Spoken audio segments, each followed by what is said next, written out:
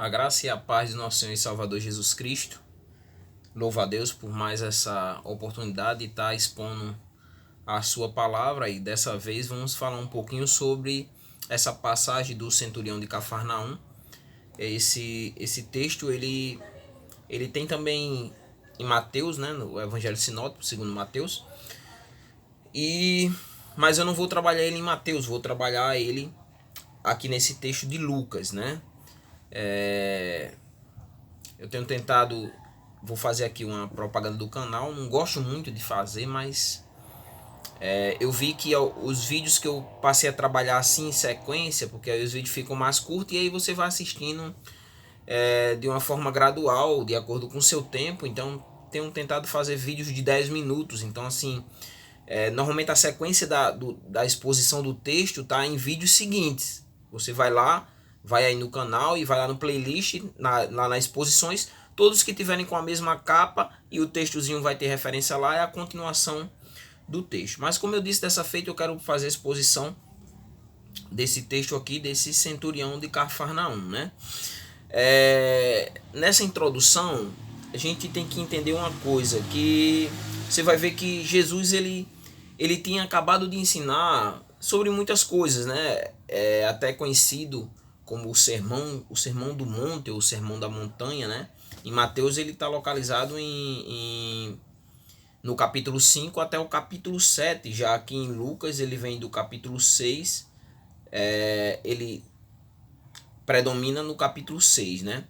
Aqui em Lucas você vai ver que antes de chegar esse texto do centurião, Jesus vai falar sobre bênçãos e condenações no capítulo 6 e no versículo 20 ao 26.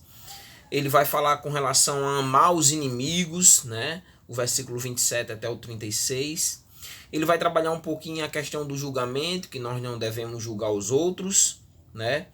Ele vai trabalhar a árvore e seus frutos, pelos seus frutos se conhece a árvore. E ele finaliza assim também como Mateus, trabalhando onde você tem alicerçado a sua casa, se é sobre a areia ou sobre a rocha. Então depois que Jesus ele conclui esse sermão, termina de fazer essa exposição, né? Depois que ele conclui essa instrução ao povo, ele entra na cidade de Cafarnaum, né? Você vai ver isso no versículo 1, quando Jesus acabou de dizer todas essas palavras. Sendo ouvido pelo povo, ele entrou em Cafarnaum.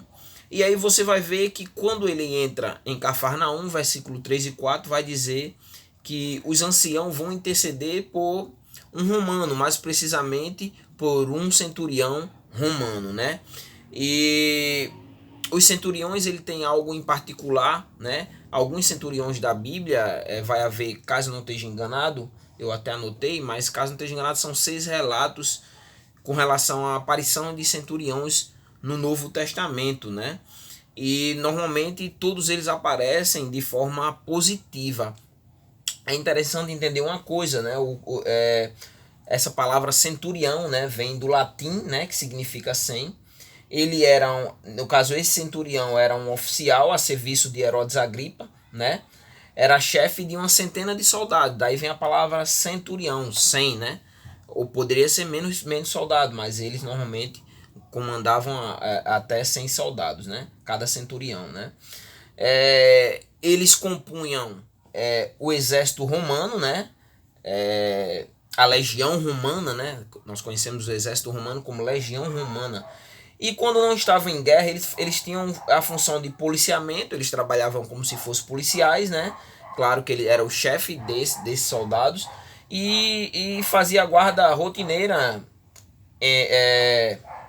fazia guarda rotineira ali na cidade da qual Roma dominava, né? Eles continham tumultos, eles escoltavam presos, como você vai ver que eles escoltam Paulo, né?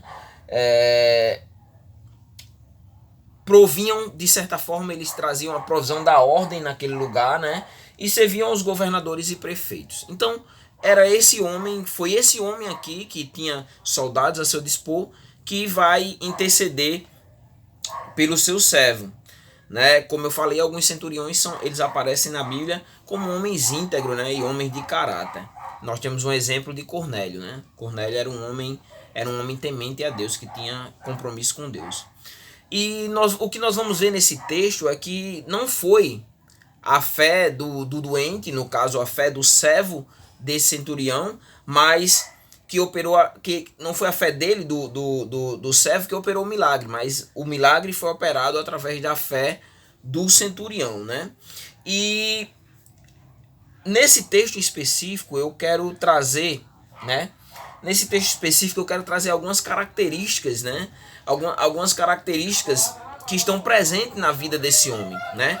Então se eu fosse dar um tema, eu daria esse tema: características presentes na vida de um homem de Deus. E aí eu vou trabalhar mais precisamente 4 características que a gente vai encontrar nesse texto. Eu vou trabalhar o texto de forma expositiva, sempre de forma expositiva, né? Temática somente quando eu for trabalhar a relação das doutrinas, né? Inclusive eu tô devendo a graça irresistível nos vídeos sobre o calvinismo. Eu parei nesse. Como eu estou tendo muito compromisso na minha igreja, assumi com um irmão o DEPEN, então eu estou tendo muito compromisso na igreja, né? E aí eu não estou tendo tanto tempo para estar preparando o texto. Tenho que preparar muitos textos para pregar, para estar sempre preparado para pregar. Então eu não estou preparando esses textos paralelos de doutrinários, mas com a graça de Deus, com desenvolvimento progressivo, a gente vai procurar estar trabalhando. Vamos procurar estar trabalhando esses temas, né? Que é o que eu gosto muito, da teologia sistemática, né? Então, eu vou trabalhar esse texto de forma... Eu dividi, como sempre, o texto em 4 partes. E aí eu vou trabalhar 4 características presentes na vida desse centurião, desse homem, que nós, como cristãos, deveríamos ter. Essas 4 características.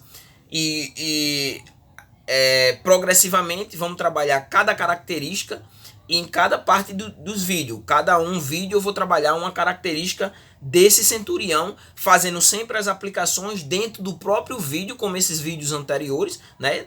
Eu prego normalmente de 2 formas, mesmo sendo expositivo, ou eu faço as aplicações dentro dos tópicos, ou eu faço a aplicação geral no final, quando eu exponho todo o texto, e aí, então eu faço a aplicação final.